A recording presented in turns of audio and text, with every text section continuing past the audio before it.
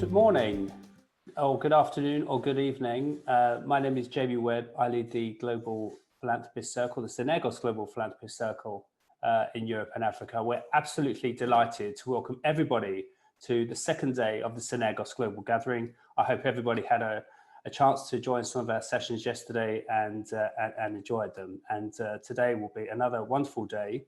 And today we'll be discussing and looking at people who have been very severely impacted in this pandemic this year that none of us ever expected. Hope everybody has a great day. And now I'd like to hand over to my colleague, Natasha. Natasha. Thank you, Jamie. And good evening from Hong Kong. Thank you for all of you who are joining us from different time zones. We're very grateful for your time. I'm Natasha, and I'm Synergos' lead for their work here in Asia. And this is a session that we've put together to explore the protection of people in this pandemic. In many ways, COVID-19 has dehumanized all of us. The effects of the pandemic have more often than not been described in terms of mortality and statistics. And the reality is that there has been an overwhelming shadow pandemic of harm and suffering. And the true scale that has had on vulnerable populations has proved far more devastating than the disease itself. What we have seen is vulnerable communities with lack of access to food, shelter, water, healthcare, sick leave, and just the physical or financial inability to isolate, falling prey to an even worse environment. And that has allowed for their exploitation, their forced labor, and other forms of human rights abuses to thrive. This pandemic has presented us really with a poisonous cocktail that has managed to very quickly reverse declines in global poverty, health progress, gender inequality, alongside a long-term loss of both human and economic capacity. I wanted to share with you something that I read recently by the author Elif Shafak, in which she recalled seeing signs in public parks during the pandemic asking, "When this is over, how do you want the world to be different?" And in some ways, this is it. We must listen and start hearing different voices and take this time to share and learn from others. And we must, because the health and safety and livelihoods of millions is dependent on it. I would like us very much in this vein to use this space today to try and come together and view this pandemic through a human rights lens and discuss how we reach the most vulnerable and marginalized who have never before been as disrupted and exposed. We want to use this space to address and explore this, and would like to do that with voices from our speakers who we're honored to have here today. COVID-related risks, responses, and recommendations identified by civil society, international organizations, businesses, and industry groups, as well as workers' rights networks. What is really clear is that the measures cannot be implemented alone and require collaboration. So with that, we ask you to contribute to this session with us. Please do, like Jamie said, send in your questions and views in the chat. We will address them to the panelists and with each other. Thank you so much for our panelists who are here today and who will now turn our focus to those who have been exceptionally affected.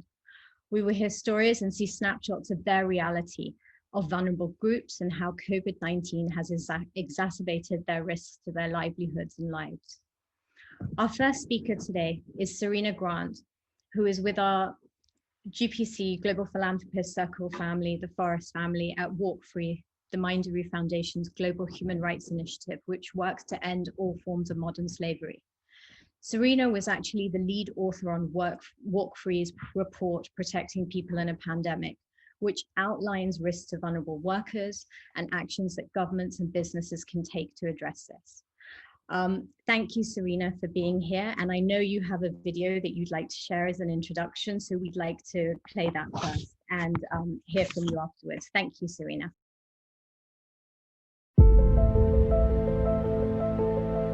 One in every 130 women and girls is living in modern slavery today. That's 71% of all victims of slavery across the world. Not only do women and girls account for almost all cases of forced sexual exploitation and forced marriage, they also make up the majority of victims of forced labor. Modern slavery is driven by power imbalances. Imbalances such as race and gender inequality are stitched into the fabric of the laws and cultures that shape our lives. These inequalities and legal roadblocks exist in every country on earth, and they stack the odds against girls even before they are born. There is no denying that the challenge in front of us is massive, but there is a way forward. We need to ensure that women and girls have the most basic of human rights. Freedom. Freedom. Freedom.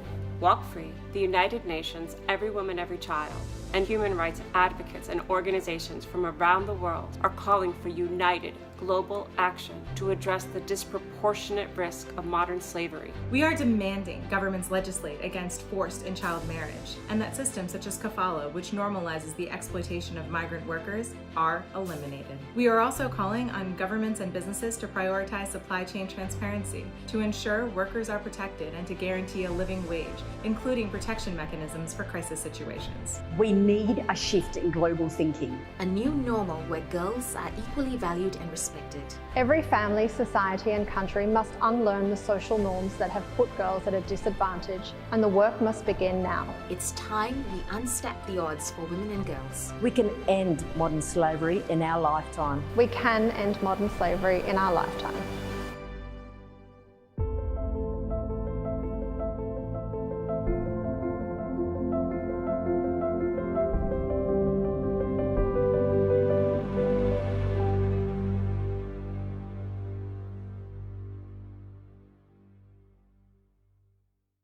Thank you very much, Natasha. I'm really pleased to be here and to be here together with the other speakers to discuss some of these crucial issues and, more importantly, the potential solutions that we see emerging. So as Natasha mentioned, my name's Serena Grant. I lead business engagement activities at Walk Free. So I essentially work with businesses around the world to combat human trafficking and forced labour in supply chains. Walk Free is a global human rights organisation focused on ending all forms of modern slavery, and it's part of the Minderoo Foundation, which is one of the largest philanthropic organisations here in Australia. The video you just saw highlights the findings from Walk Free's most recent report, Stacked Odds, which puts a spotlight on the vulnerability of women and girls to modern slavery and human trafficking. From birth until old age, women face disadvantage, and the ultimate cost is their freedom.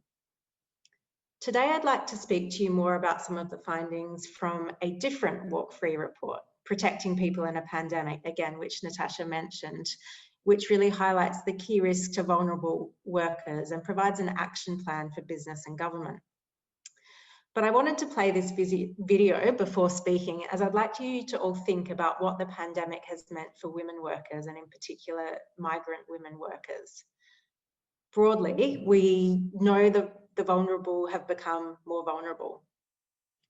We know the pandemic has exacerbated health, social, and economic risks to workers, and that this, combined with the closure of regular migration pathways, has vastly increased the risks of forced labour and human trafficking occurring. If you could show the slide, please.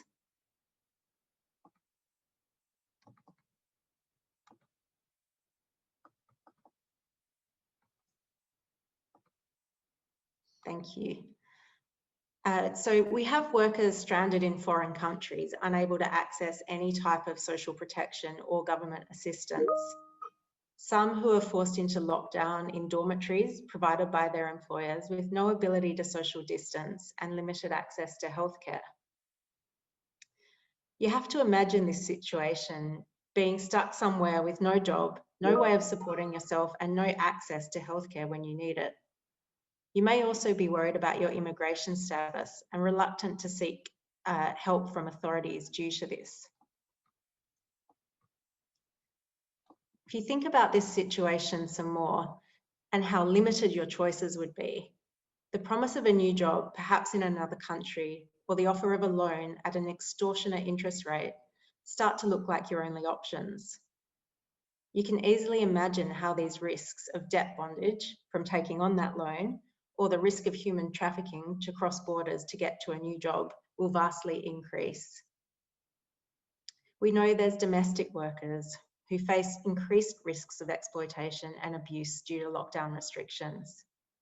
They often have no way of leaving their employer or returning home. There are millions of garment workers, also predominantly women, who are facing destitution, particularly at the start of the pandemic when many big brands cancelled orders. Many didn't pay their suppliers for goods that had already been produced. This had a knock-on effect to workers, meaning that many not only lost their jobs, but didn't get paid for work that they had already done. Women are also disproportionately represented in the informal economy and often shoulder the burden of unpaid care. So this same group has been missing out on the financial support packages that many governments around the world are providing in response to the pandemic. As we move into the recovery phase from the pandemic, we have to really use this desire to build back better, to address the gaps in protection of vulnerable groups such as migrant workers, to improve recruitment and migration processes, and ultimately to reduce exploitation. So we've spoken a bit today about the additional vulnerabilities that women workers face, and we have to really ensure that our response to the crisis addresses these. These vulnerabilities that we're talking about are not new. Whether it's migrant workers or women workers, we've known these gaps in protection exist for a long time. The pandemic has really shown us that these vulnerable workers are only a few steps away from destitution, and that's something we're all responsible for. Ultimately, as we re-establish supply chains and new investments are made, we have to ensure that they're done right and that the creation of fair and decent work lies at the centre of this growth.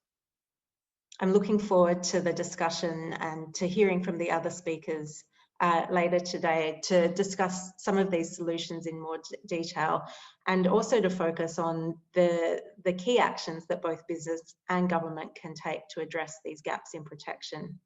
These are all listed in our report, and there's also an opportunity for organisations working on these issues to join our call to action through the Stacked Odds report to really focus on the vulnerabilities and the responses needed to address the vulnerabilities to women and girls.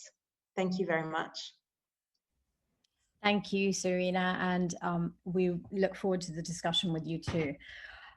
We now move on to our next speaker, Ashif Sheikh, who is co-founder of Jan Sahas in India. He has 20 years of experience on working towards safe migration, ending forced labor practices and violence against women through caste-based commercial sexual exploitation of children and trafficking, and also has been supporting survivors of rape, trafficking and sexual abuse to access to justice in India. Ashif, please, we look forward to hearing from you. Thank you. So I will just take 2-3 minutes and try to explain like our program with the migrant worker. In India, like particularly during the COVID period, we try to help about like 1.5 million migrant worker across 100 districts of India. We provided support related to the travel, because most of the migrant worker during the lockdown period, they were not able to reach out their home villages. And most of the migrant worker is stuck in between the source and destination. In India, we have some government program, like the large government program, including the Building and Other Construction Worker Welfare Board. These, like the government program, collect the huge amount of funds. So in India, we have about 31,000 crore rupees in the BOCW funds, but no any service delivery mechanism exists to utilize this amount for the worker welfare. After the first lockdown, Prime Minister also announced a large program at the source level for the migrant worker called Pradhan Mantri Jan Rozgar Abhiyan.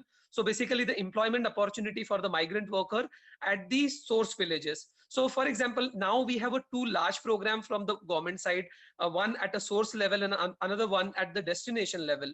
But the problem is that no any service delivery mechanism exists in labor department, and basically in India, labor department is responsible to like facilitate all these government program, particularly social security of the worker or worker protection program. So only 2,600 people are there in the government department, and they need to serve about 240 million migrant workers across India. And I think these 2,600 people are not able to like provide the services. So in this context, actually, after the second lockdown, Jan Sahas initiate a multi-stakeholder collaborative. And in this collaborative, we engage with the state government, national government department, civil society organization, philanthropy, and most importantly, like the private sector, because the role of the private sector is also very important to ensure the worker protection and the social security benefit delivery to the migrant worker. And this collaborative called Migrant Resilience Collaborative. It's India's biggest like the multi-stakeholder collaborative to support the migrant worker. And we aiming to reach out about 10 million migrant worker in the next 1 year period of time. And basically we try to ensure 4 kind of services. So for example, in terms of worker protection, we develop a 24/7 helpline. So and as of now, we receive about 55,000 call after the first lockdown. And most of the worker required support in terms of like the back wages recovery. So in this difficult time, the employer not give the wages to the worker, and that's a huge issue. The violence and exploitation of the migrant worker is another big issue, because these migrant worker coming from the villages, and in India, no any portabilities exist. And not only in the India, but in other countries also. So for example, I am living in a one particular state or district. I'm eligible to get all the social security benefit in my source village, but I'm not eligible to get similar kind of services from the government at destination. So, and basically it's not a very small issue, it's a big political issue. So for example, political parties always focus on their voters, and basically these workers come from the another constituency. So the destination state is not very much interested to like secure or provide any kind of services to the migrant worker. So we basically try to engage with the state government also, because in India, labor is in our concurrent subject. So it's the central government is not like develop any kind of nationwide program. So the role of the state is very important. So we try to engage with the multiple state government, that they can come together and provide the similar kind of services at the destination also. So basically the portability is very, very important.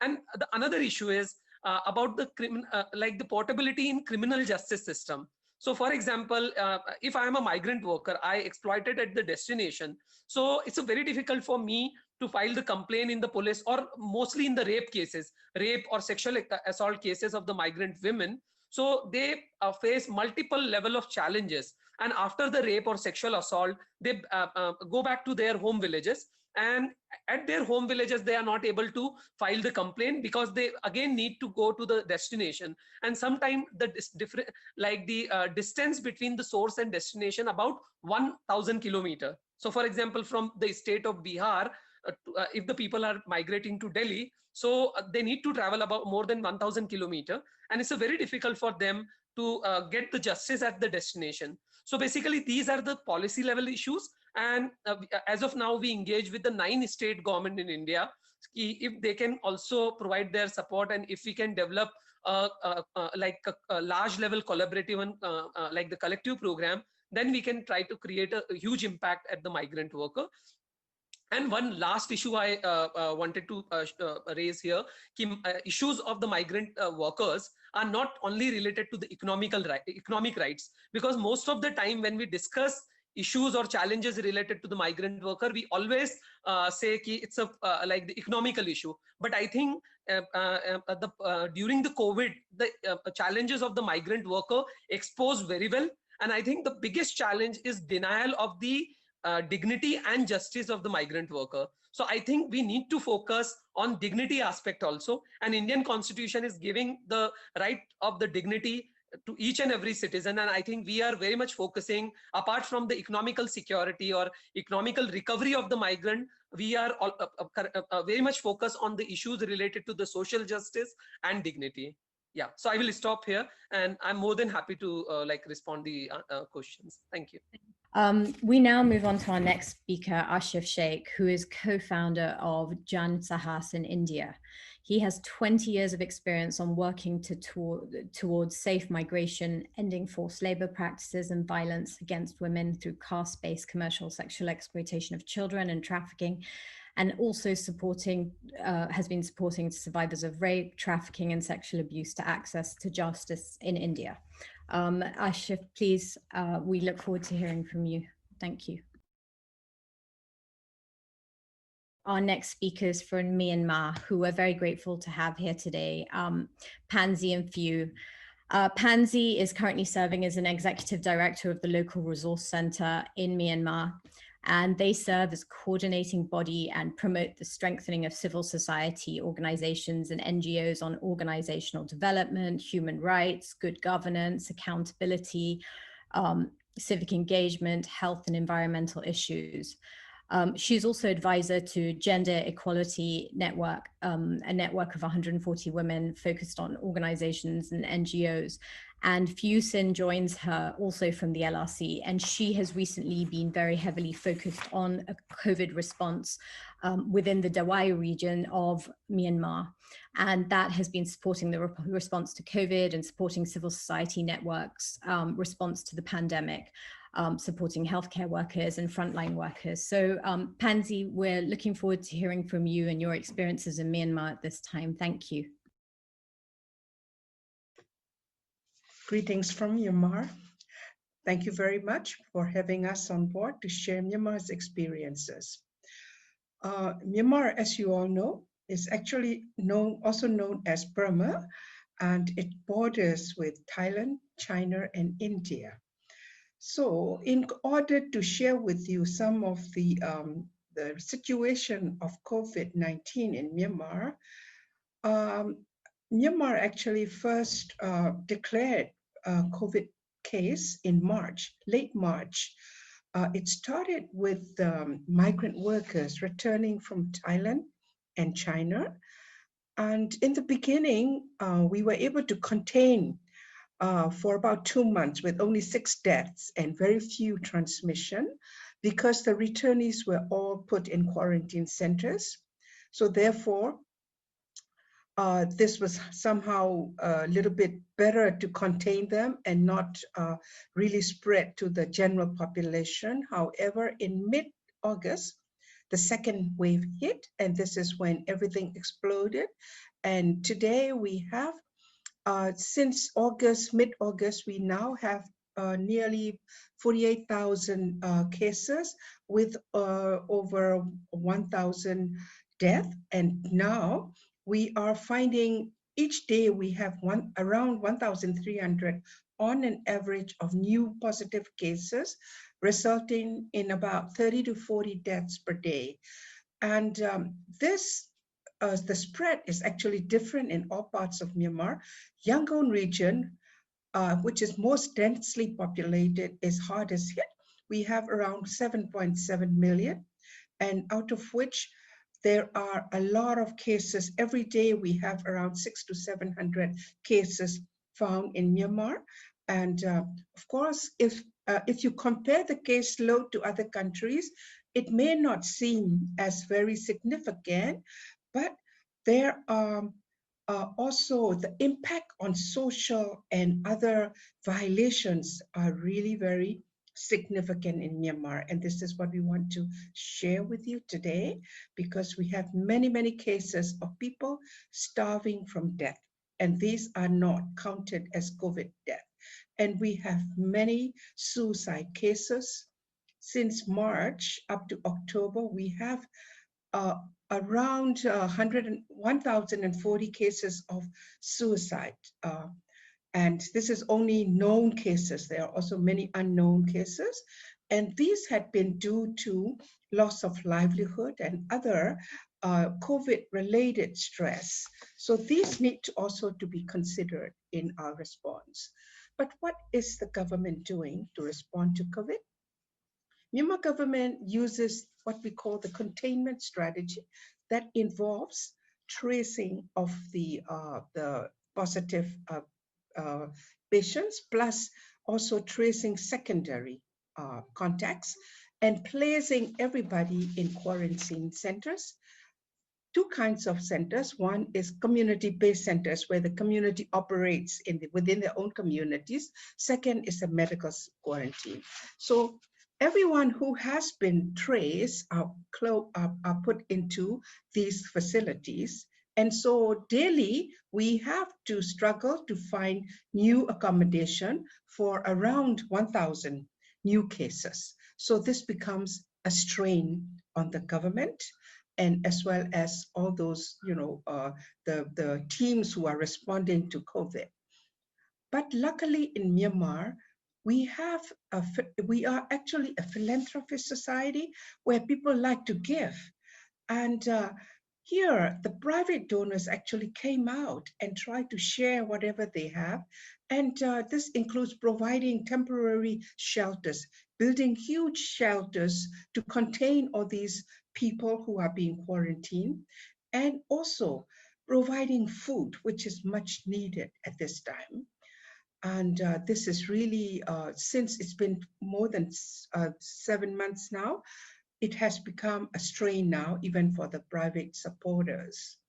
So now the question is whether the containment strategy, does it work or not? So it's here we are finding that when the government traces people, even those people who have proper housing, they are able to self-isolate, still they are taken away to the quarantine centers. And this is what we are questioning. This will become unmanageable in the long run. So this is one. And second is that it can also, this strategy can also be considered abusive because there are many cases of positive children or even infants taken away from the parents, and vice versa, positive parents taken away from the children who are left alone unattended. So these are really very traumatic experience for both parents and children. And Myanmar also, besides COVID, we are also challenged with many other incidences such as armed conflicts. We have this very, even during COVID, despite the Secretary General of the UN asking ceasefire during COVID, still in Myanmar, we are experiencing many armed conflicts. And also we are challenged by the upcoming election that's going to happen on the 8th of November. And there is a very competitive campaigning ongoing. Despite lockdown, people are out there campaigning, and we expect that there may be many more cases in post-election, and also because the polling stations for voters, they are actually not guaranteeing safety for the voters. So this is one issue that we are quite worried about. And the government tried to currently respond to COVID by providing cash transfer of around $15 during the first wave to each household, and then followed by another $15 cash provision in second wave, which is not adequate. These are good. Maybe this amount of small funding can be good to feed the family for maybe 1 week the most. So what happens for the rest of the time? And this is when the CSOs have to step in. We see that there are many people dying from starvation, as many as COVID death, okay? So we need to protect these people from starvation. And therefore, the CSOs are the ones now trying to raise funds, trying to get whatever access they can to provide food rations. And we provide door-to-door services so that we avoid crowding. So this is what the CSOs are doing now. We have been doing it for the past 6 months, and we will continue to do this. What did the government do? The government came up with 2 plans. One is called COVID-19 Economic Relief Plan, which is actually not, we find it as more of a wish list, and it doesn't really strategically tackle the issues related to COVID.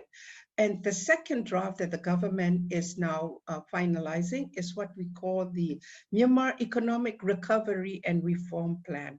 So there are two COVID-related plans government have drafted. One is adopted, CERP is adopted.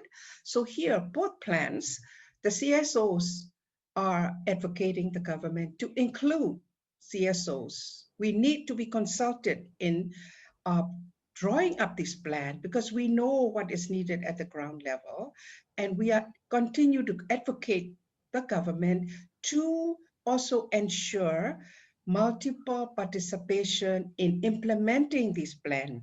Government alone will not be able to tackle this. We need the private sector, we need the CSOs. So this is a continuing effort by the CSOs to engage in COVID response implementation. So here, the most challenge we are facing is food shortage. Thank you. Oh, sorry, Pansy. Sorry?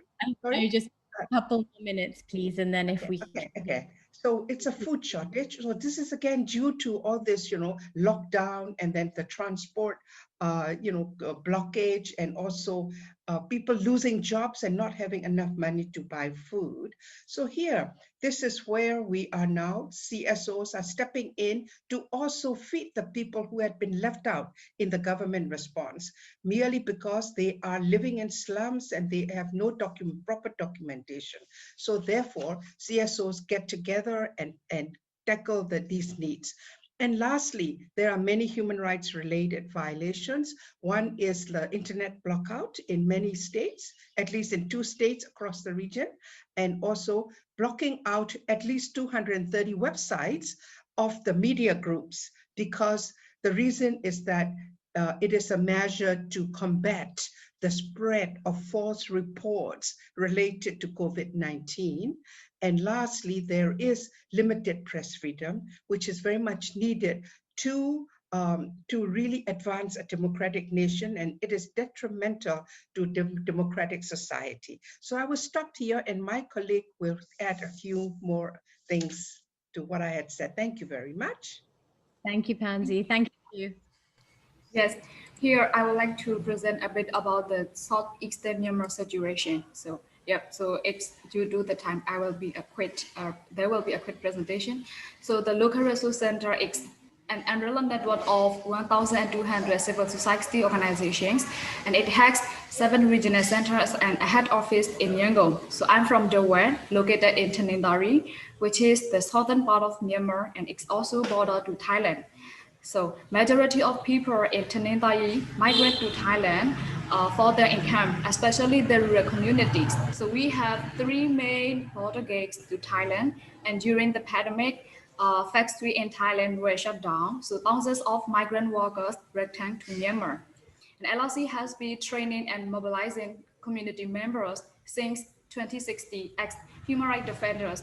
So they are also known as the change agents. They facilitate human rights violation cases to assess formal legal services. They serve life as a bridge. If there is any human rights violation case, they identify the case and refer to formal services. In this way, many cases were identified and reported to assess justice for the victims. As I mentioned, lots of migrant workers return home, and now it has been 4 or 5 months without income and livelihood. Now they are facing hardship and they don't have enough food or even a mask for protection. Therefore, the LRC trained civic engagement network and the change agents network, they existed to provide COVID-19 related health aids and support to quarantine centers. And this is about the Southern Myanmar situation. Next, I would like to present about the challenges. In April, during the first wave, the regional government announced curfew law from 9 p.m. to 4 a.m. in the next morning. And many people failed to respect this law, so they were arrested and charged to pay fine as punishment. The pandemic has a large impact on youth employment also.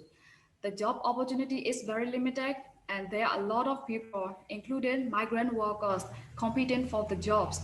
For example, like at the construction sites, 10 workers competing for one vacancy.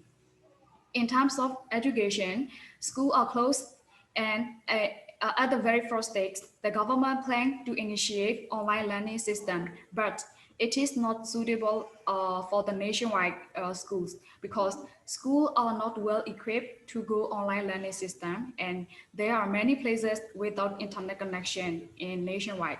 So COVID also brings both the social problems and food security problems. Lockdown blocked supply chain, so the price of the food and all supplies had increased, and the grassroots households they faced food security problems following social problems such as gender-based violence and domestic violence, which increased threefold since the beginning of the pandemic. And yeah, challenges continue for local actors, the civil society organization in COVID-19 response. So due to the lack of law enforcement, we expect that there will be more positive cases in post-election also. Yeah. So yeah, thank you so much. We'll answer questions once we've heard from our last speaker, who I'm delighted to have here. Dinky, Corazon, Soliman, whose background is in community organizing and people's empowerment, both in the Philippines and around the world. Her experience over the years with Filipino civil society has led her to serve as Secretary of the Department of Social Welfare and Development in 2 Filipino administrations. While in government, she's pushed for policies and practices that were more focused on local empowerment and community voices, as well as a more holistic approach by government. And these efforts have touched a wide range of aspects of development. Today, Dinky continues to champion and consult on people-focused development, both in the Philippines and internationally. She is a member of our Synergos board, and I'm honored that she will post her, her segment to co-facilitate the questions and answers and the interactive part of this contribution. Thank you, Dinky. Thank you, Natasha, and good afternoon, good morning, good day to everyone. I'd like to share a few thoughts about the experience we're having here in the Philippines. And of course, I think our experience is not very far from what our colleagues from Myanmar and India have shared. We always are told by government and by media, we are all in this together, we will heal as one. But the reality is not true. We are not all together in this because, as already we've heard from Myanmar, from India, and from Serena, there are large numbers of people who do not and cannot cope with COVID-19 in the way a small number of people have done all over the world. And here in the Philippines, the manifestation of that is that you cannot say to people who are living in informal settlements to just stay in the house. If their house is just 5 to 10 to 20 square meters and just stay inside, they need air to breathe. They need some space to be able to work on. And if you go out, you will be arrested, put to jail, and actually will have to ransom yourself or put some bail. For almost 3 months, the farmers have not been able to bring out their goods because of the very severe lockdown. We have the severest lockdown here in the region. And even with that lockdown, we still are part of the top 10 numbers of contagion. As of today, our average of contagion is at 3,000, and we have more than 300,000 cases total, and 43,000 of that is still not on a recovered state.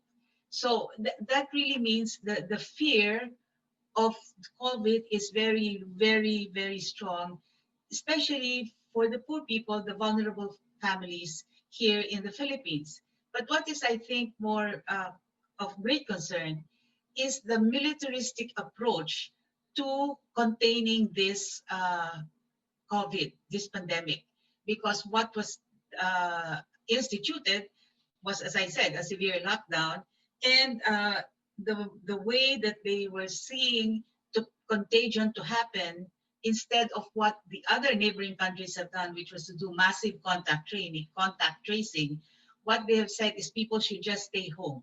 And as I said, you actually get arrested if you stay, even if you're just in front of your fence. But can you imagine when we have big informal settlements here in the National Capital Region, there is no way that you will not go out. Many of our women actually wash their clothes outside. So this has really been a very major concern for those of us who are working on responding to COVID. The human rights violations have really been very, very severe. People have been accidentally killed by the police because there was an incident where he thought that he was armed. He was not, but he was just standing in front of the gate of his house. So this is just an example, and there are several more, because this government has also been using extrajudicial killing in containing the drug war. So the authoritarian governance of the government was exacerbated by this pandemic because people just have to follow, otherwise they get arrested. And they're also very fearful of the COVID itself. So if you combine the fear of the unknown and the fear of getting arrested, and then the consequences of the lockdown, which is loss of livelihood, we have a very strong, desperate kind of consciousness. But then you see, as one of the Jesuit fathers have said, the Filipino have two things that make us survive. We have our songs and we have our faith. And actually, the songs and the faith carry us through with a lot of difficulty, I think, because the fear is still very palpable. The militaristic approach is still there. In the middle of this pandemic, what do they pass as a major law? The Anti-Terror Act. The Anti-Terror Act is already now a law. There is an implementing rules and regulation. And this was just passed a month ago. And what does this do? You can be detained for 14 days with no warrant of arrest if you are suspected to be a terrorist. So many of the critics have actually been warned, and a spokesperson of the military actually warned two of our influential stars when they sympathize with the young people who were feeling the loss of livelihood, who were feeling mental stress. The whole thing that the government is doing is governing by fear. And that's when you have all the human rights abuses happening. And as I said, what we are doing now, what can we do? Because I think that's the most important thing for us to hear. What we can do is that we have to, as citizens, go to the rescue ourselves from this situation. Citizens helping each other. We need to connect, we need to communicate, and we need to collaborate. And that's what we're trying to do in our own spheres of influence. I think we need to revive the economy bottom up, at the same time work with private sector to widen that space. And at the same time, we have to really start listening to one another.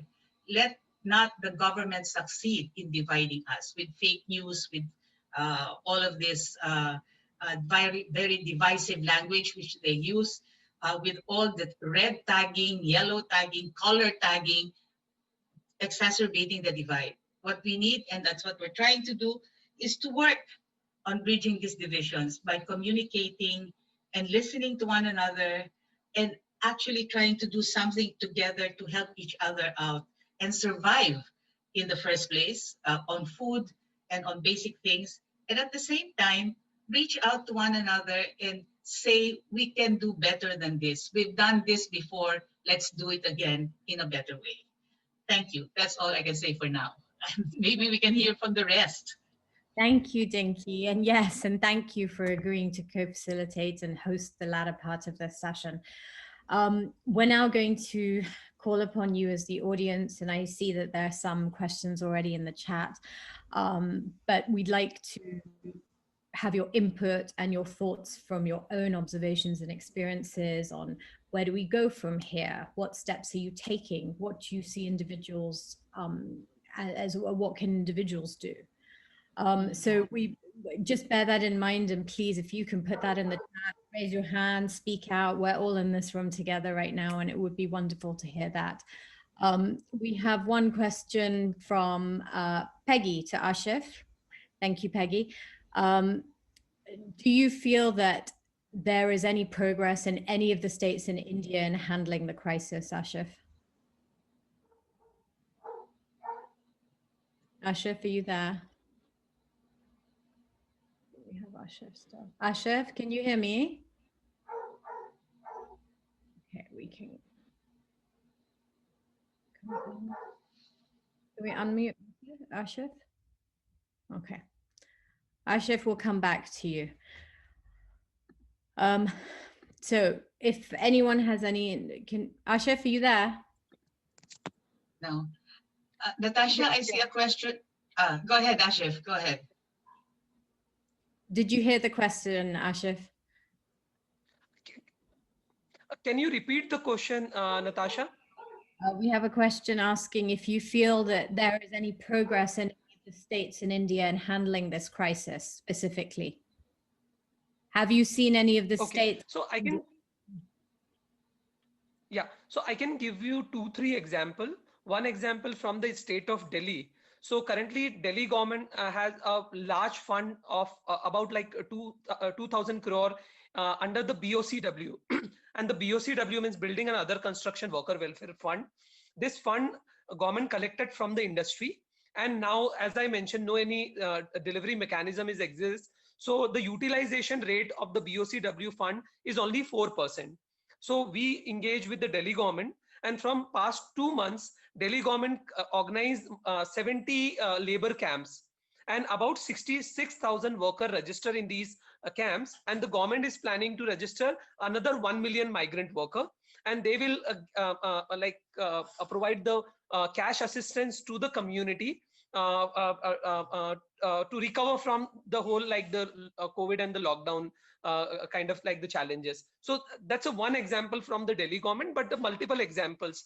So for example, Telangana government recently introduced the draft state migration policy. So that's another thing. In the state of Madhya Pradesh, the Madhya Pradesh government set up a state like the Migrant Worker Commission. It's India's first state level commission for the migrant worker. So these are the 3 like the good practices. But I again want to say that the need is very high, and these kind of like the intervention from the state government, these intervention are not able to create a large impact. So I think more need to be done from the government side. Thank you. Thank you, Ashif. There's a question actually for Serena.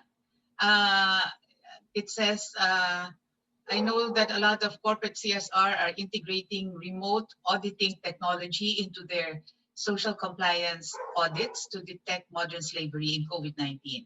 Do you think social compliance technology can identify forced labor?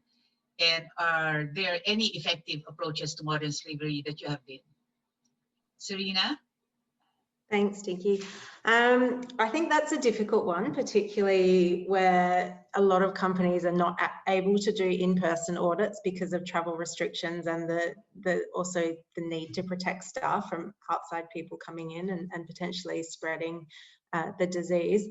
Look, I've seen some really good progress in terms of how data is being used to both detect and address issues of exploitation, forced labour and modern slavery. So I think my answer would be the risk analysis side is getting very good. People are using big data analytics. They're able to look at the risks in certain products, in the materials that go into that product and where those products are sourced from.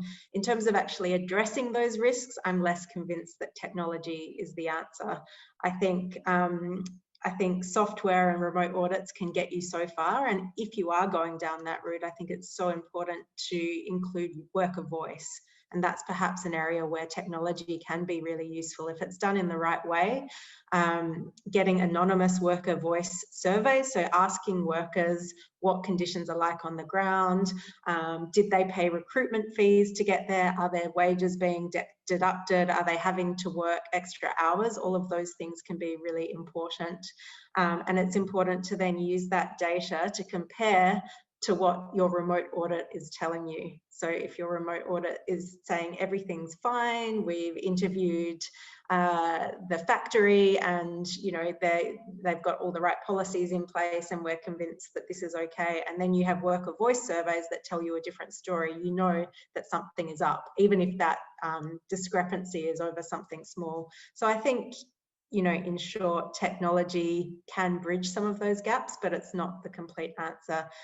Really, the answer is getting to know your suppliers really well, doing in-person visits where you can, and making sure that you know what's happening in your supply chain. And that should be every business's responsibility. Thank you, Serena. Go ahead, Natasha. I think we had a question from Manish. Manish, you had a question in the chat. Would you like to ask it? Thank you, Natasha. And this is for Asif. Asif, first of all, thank you so much for doing wonderful work. We have known about your work of Jan Sahas, and what you mentioned about dignity is really touched my heart and many hearts across the country. And that's why during this migrant crisis, we started a collective called Dignity of Labor. And one of our insight, which is my question, is that when we connected with migrant laborers, 23 million who were walking back, and as you said, 140 million official number, the dignity of labor is at two ends. At one end, it was around the labor welfare and labor well-being that we do as businesses and corporates, that you kind of answered already. But the second one is that the real dignity, many of them said, we don't want to leave our villages. We wish we would rather die in dignity than suffer intergenerational slavery and trauma in cities. And that kind of highlights the broken economic system, which forces people from villages to live in misery and provide for our comfort. So my question to you is, are you noticing in terms of the rural entrepreneurship and rural livelihood so that they never have to migrate? And what are your insights, because you have such deep and rich experience working directly? So I think one of the biggest question in India, we have multiple social security and the social protection scheme and program in place in past like a couple of years or decades actually from the government side. That's one thing. The second thing, no any support system for the worker exists in the rural areas. So we have labor department, we have employment exchange at the district level, and like very few people or like the human resources allocated in these departments. So I think the one biggest issue related to the political will. So no any state government is very much focused on these issues related to the labor. That's one thing. The second thing, recently government introduced 4 labor codes. And in one of the social security code, wage codes, and nowadays in last couple of years, the rights of the worker is reducing. So that's a very interesting actually. The challenges for the worker are increasing, but the rights or the social security for the worker is decreasing. So that's one issue. The second issue is in our society, like the discrimination with the Dalit community, Adivasi community is a very big challenge. And most of the migrant workers come from these social groups, like the Dalit community, Adivasi community. For example, like the trafficking victim in India, 90% trafficking victim come from the social excluded communities. So they are facing untouchability discrimination in the villages.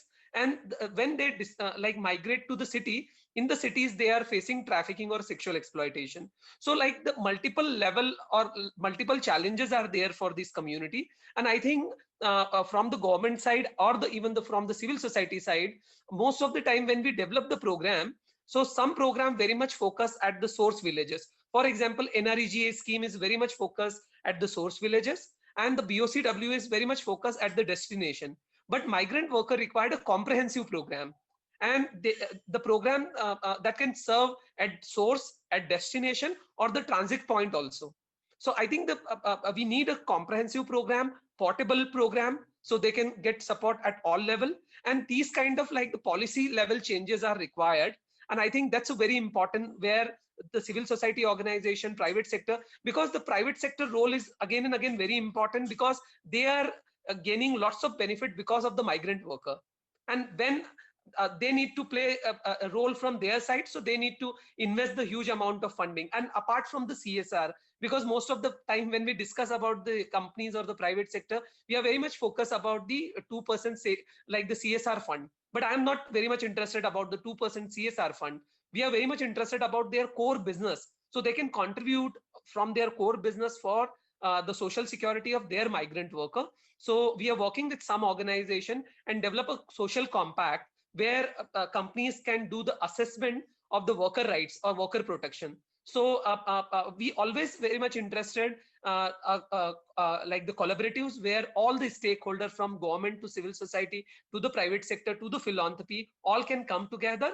And actually we need to involve the workers also in the decision-making process. So yeah, I hope I like try to respond to your question. Yeah. Thank you, Asif. May I ask Pansy? Maybe you can also ask. You can also respond to the question of Victor Adejo, but I also want to know, how do we move from here? What do you think? Where do we go from here? And he also would like to say or know what our thoughts are. How do we develop a common ground to raise voices globally on these issues post-COVID-19?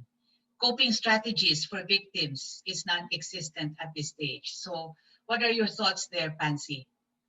Yeah, looking at our experiences here in Myanmar, we find that COVID response is merely led by the government and then with the heavy involvement of the Ministry of Health. So they only look at the health part of this problem and then forgetting the social impact, and as well as the psychosocial support that is needed by the population. So where do we go from here? I think we need to have more of this kind of discussions, trying to see how every country is coping with their problem, which countries are doing a good job, and then how can we learn from each other. So I would think that we need to also work collectively at this at the country level, as well as regional and global level. Thank you.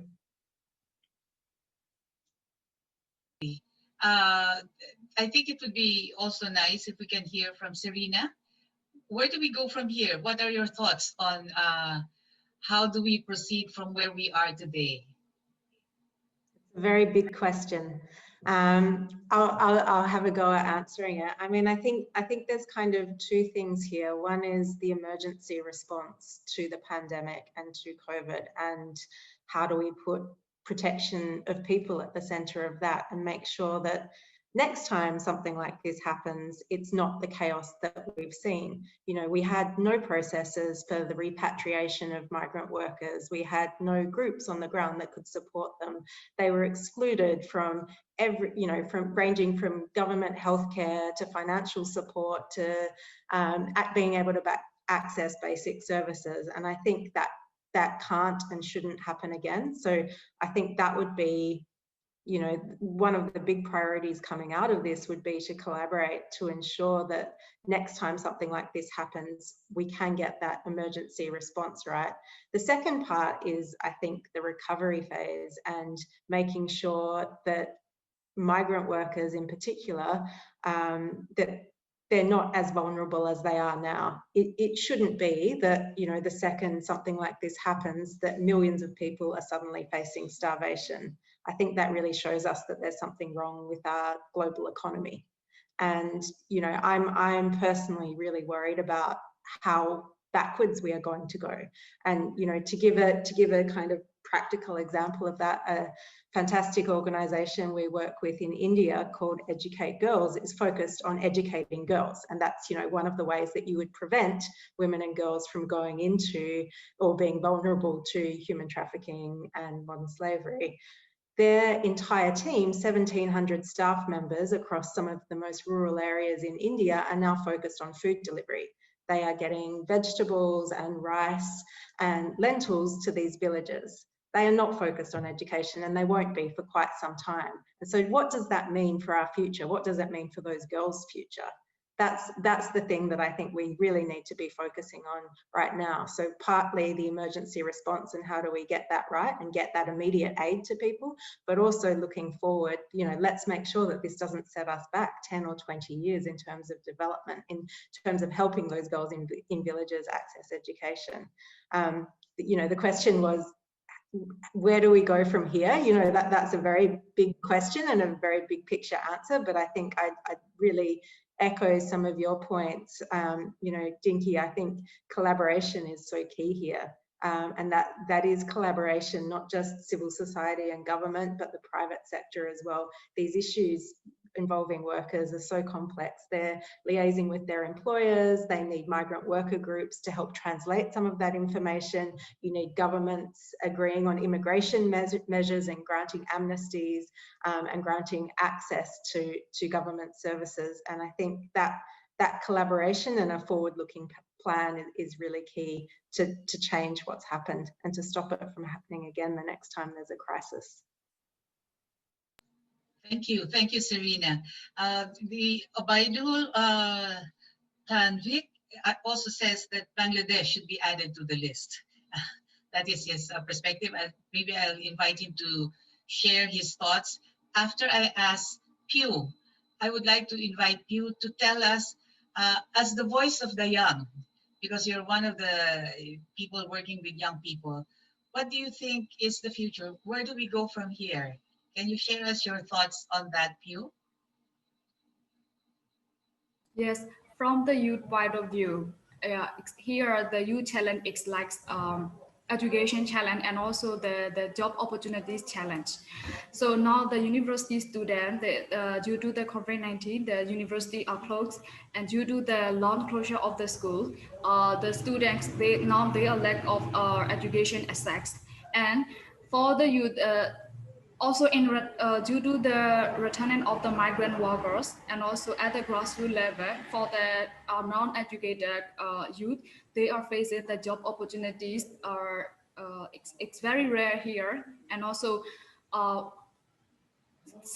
most of the migrant workers who return from Thailand, some are skilled worker. So for the uneducated, you like around 40 or 50, they don't have much skill compared to the migrant workers. So to find a job for the youth, it's really challenging for the youth also. Yeah, so thank you.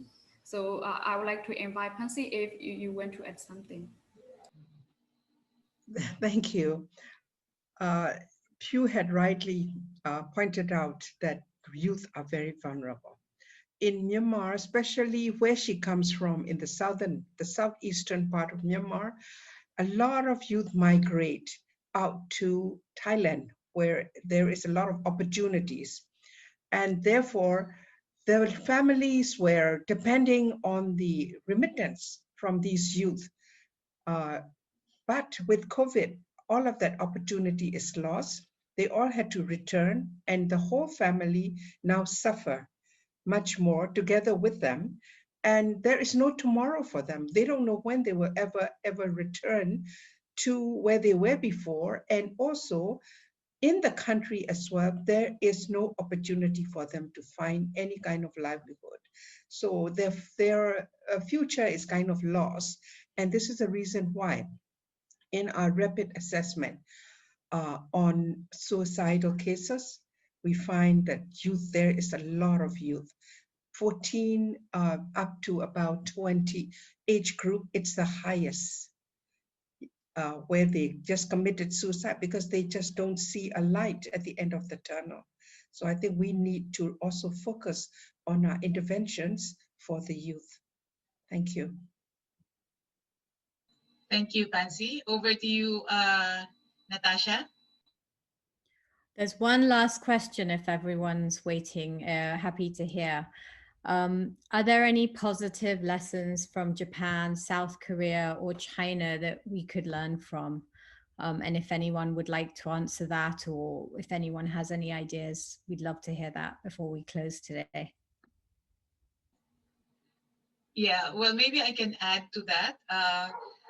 Well, first of all, in South Korea, they had a very good contact tracing process. The health minister, who is a woman, by the way, had a very good process of contact tracing, and that's why they were able to immediately stem off the contagion to increase. In fact, I don't think that they are having a second wave, because after the contact tracing, they also had a very strong information campaign all the way to the level of communities of what to do so that they do not spread, which is wearing masks, washing hands.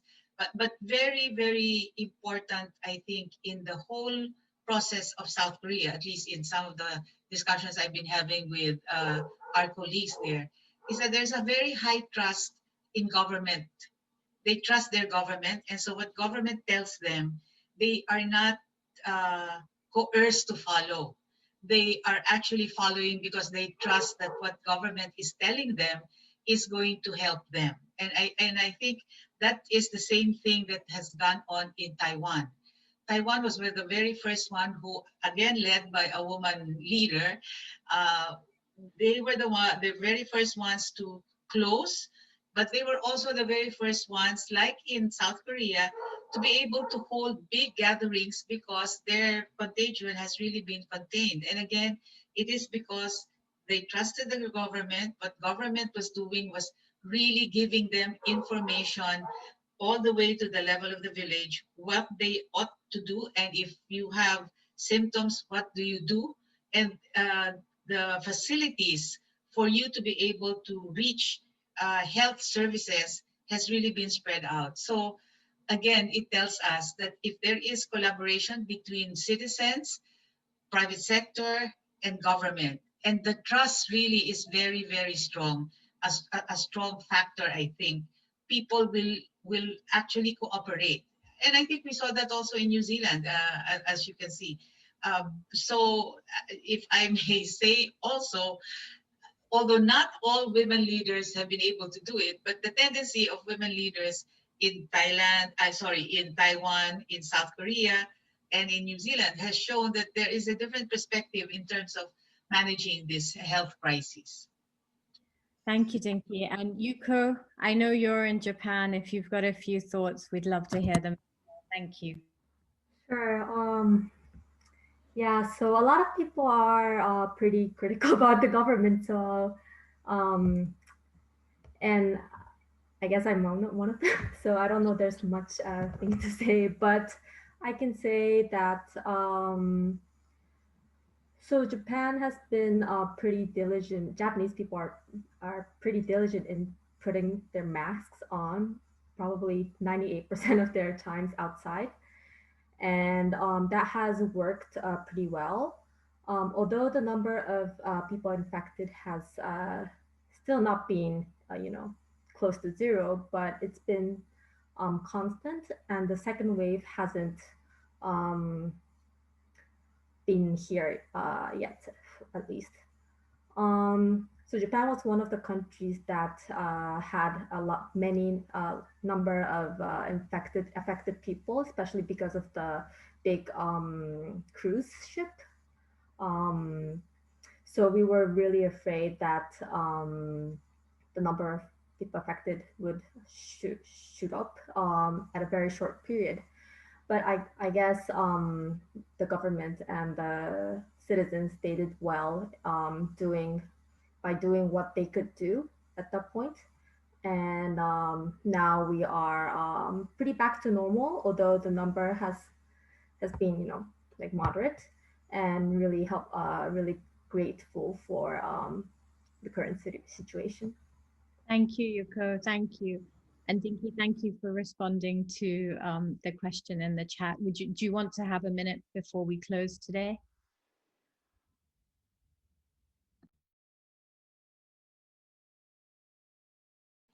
Well, just to quickly respond to a question that was asked, which is, what about our migrant workers? Where I think you all know, Serena and all those working in migrant, we have one of the biggest numbers outside the country. We have more than 10 million, I think, who are outside. And the government has not been adequate in supporting them. They had to fend for themselves in country. The unfortunate thing is that many of them, even if there were flights to go home, did not want to go home, because in their minds, we have a better chance of surviving and getting more work here than going home, which will be no work for us and no income for the families that we've left behind. So it's been very actually they're one of the worst off in the situation, because those who have come back have really had to just fend for themselves, especially, and this is very true for seafarers who are with cruise ships and with you know, the big ships that are delivering goods. So, but I think on a hopeful note, as I said, I really believe that collaboration is big, and what keeps reminding me that we should not lose hope is what I heard from Christiana Figueres, one of our David Rockefeller Beijing Leadership Awardee, this year. Stubborn optimism, and for Eddie, the belief in not falling into the gravity of despair and depression. So I carry that with me as I go through all of this work with our colleagues here in the Philippines and the region. Thank you. Thank you, Dinky. And with that, I think being perfect words to close the session. Thank you all for being here today. Thank you for your time, and I hope you spend some more time with us this week as we have our global gathering in this rather unconventional but new normal format.